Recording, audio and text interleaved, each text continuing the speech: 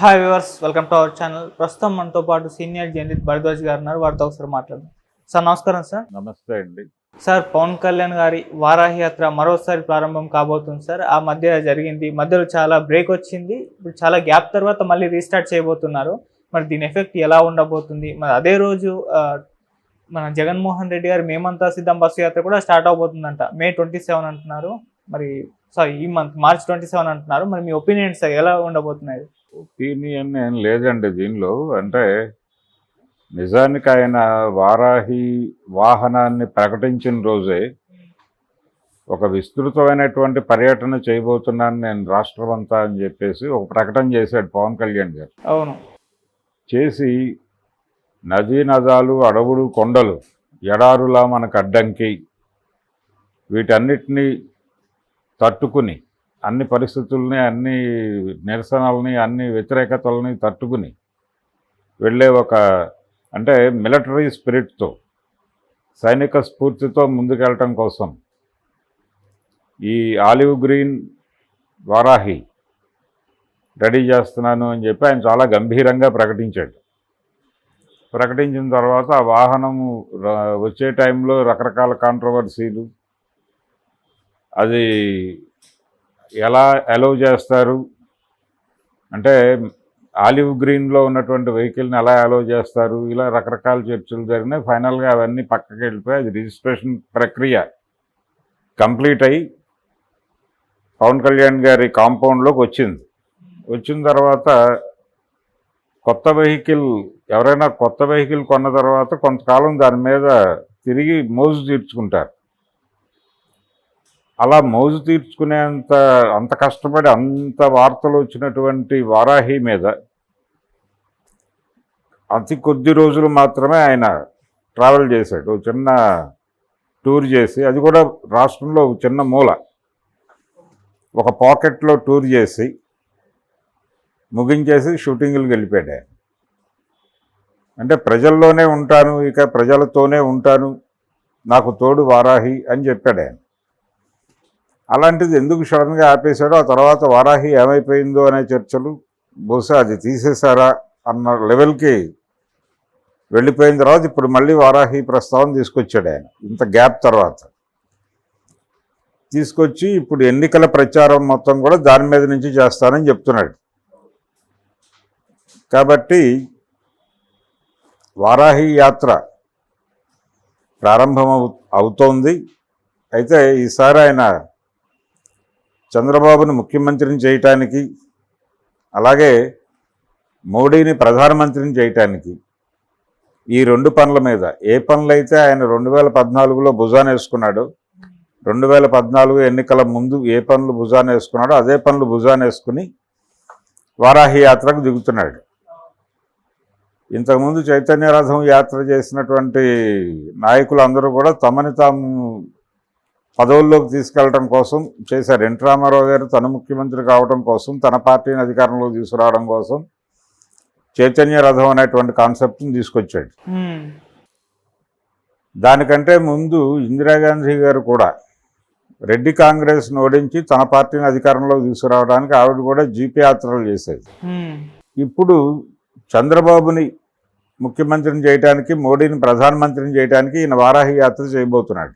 దాదాపు 24 సీట్లని అనుకున్నారు మొదట. ఫైనల్గా బీజేపీకి కొన్ని త్యాగం చేసి 21 సీట్లతో సర్దుకుని అసెంబ్లీకి పెడుతున్నాడు. ఈ రోజుకి కూడా, అంటే నియోజకవర్గం ప్రకటించిన తర్వాత కూడా పిఠాపురం నుంచి పోటీ చేస్తారు అనే విషయాన్ని బయట మాట్లాడుకోవడం కాదు, ఆయనే కన్ఫర్మేషన్ ఇచ్చిన తర్వాత కూడా ఇప్పటికీ అనుమానాలు ఉన్నాయి.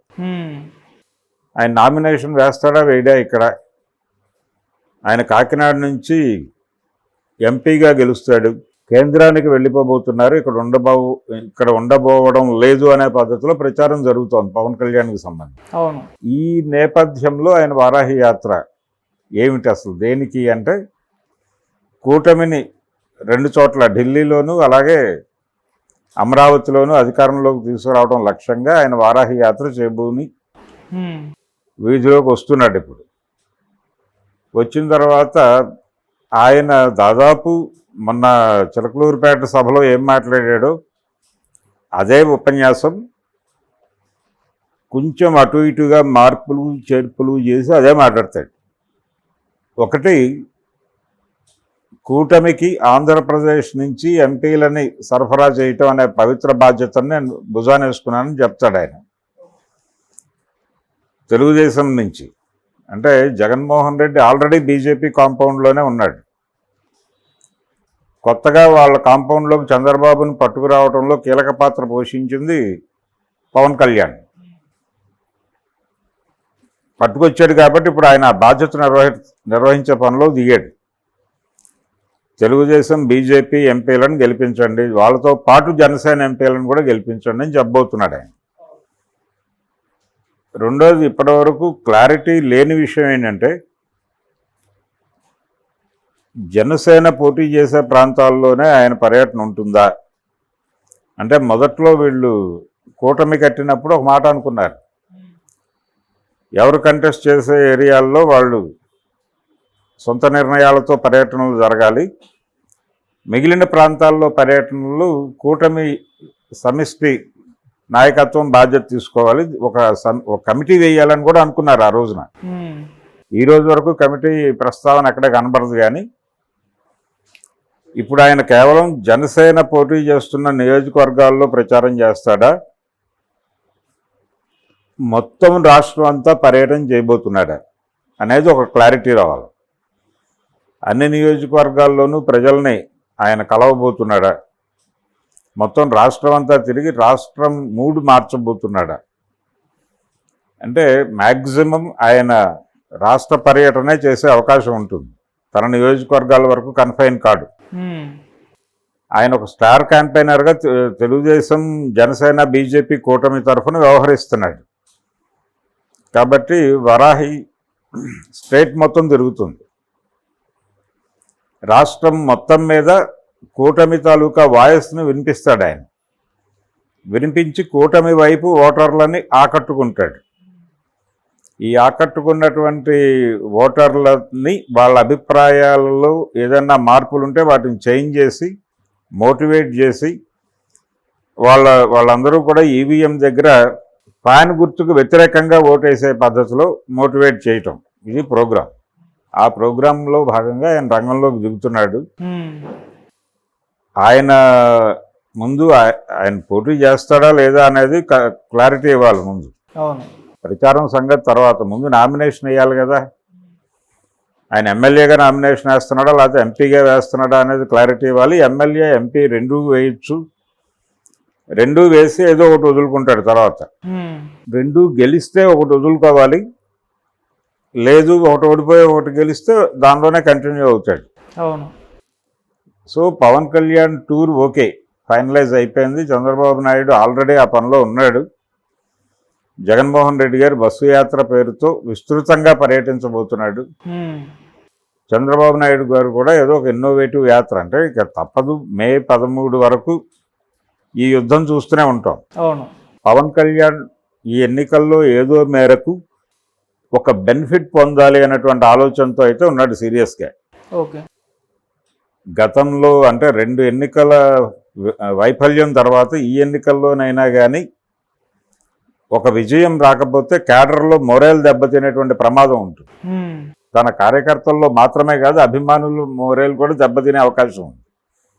అందుకనే ఆయన చాలా కీలకంగా చూసుకున్నాడు. అసలు ఈ పార్టీకే జనంలో ఉండాల్సింది ఇప్పటిదాకా డ్రాగ్ చేసి ఒక రకంగా అలా క్యాడర్ని కూడా సంక్షోభంలో పెట్టి ఇప్పుడు రంగంలోకి వస్తున్నాడు ఆయన.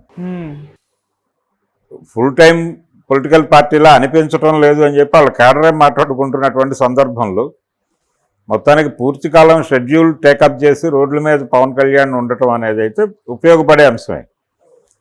రెండోది, కాంగ్రెస్ పార్టీ నుంచి షర్మిల గారు, రఘువీరారెడ్డి గారు వీళ్ళందరూ కూడా జగన్మోహన్ రెడ్డిని టార్గెట్ చేసి విస్తృతంగా మాట్లాడుతున్నారు. అది కూడా, ఆ క్యాంపెయిన్ కూడా వీళ్ళకే ఉపయోగపడుతుంది. సో కాంగ్రెస్ పర్యటనలు, దాంతోపాటు తెలుగుదేశం కూటమి పర్యటనలు, ఇవన్నీ కూడా జగన్ని టార్గెట్ చేస్తూ నడిచేవి. బీజేపీ కొంచెం దూకుడు తగ్గించవచ్చేమో కానీ మిగిలిన వాళ్ళందరూ దూకుడుగానే మారుతారు. ఈ దీన్ని అడ్డుకోవటానికి జగన్మోహన్ రెడ్డి గారు బస్సు యాత్ర అంటున్నాడు. ఆయన ఒకడే కాదు, ఇంకొక 4-5 నాయకులు రకరకాల యాత్రల్లో బయలుదేరే అవకాశం ఉంది. ఏదేమైనా ఈసారి ఎన్నికల ముఖ చిత్రంలో 3-4 రథయాత్రలతో ఆంధ్రప్రదేశ్ వీధులన్నీ పొలిటికల్ స్పీచ్ల, అంటే ఒక రకంగా పొలిటికలైజ్ అయ్యేటువంటి అవకాశం ఉంది. వీధులన్నీ రాజకీయ మయం అయ్యేటువంటి పరిస్థితి అయితే కనిపిస్తోంది. కన్ఫర్మ్ అయిన యాత్రలు 2, కన్ఫర్మ్ కాని యాత్రలు ఇంకో 3-4 ఉంటాయి. ఈ 5-6 యాత్రలకి ఏపీ ప్రిపేర్ అవ్వాలి, ఏపీ పీపుల్ ప్రిపేర్ అవ్వాలి. ఓకే, చూద్దాం ఏ మేరకు ప్రిపేర్ అవుతారు.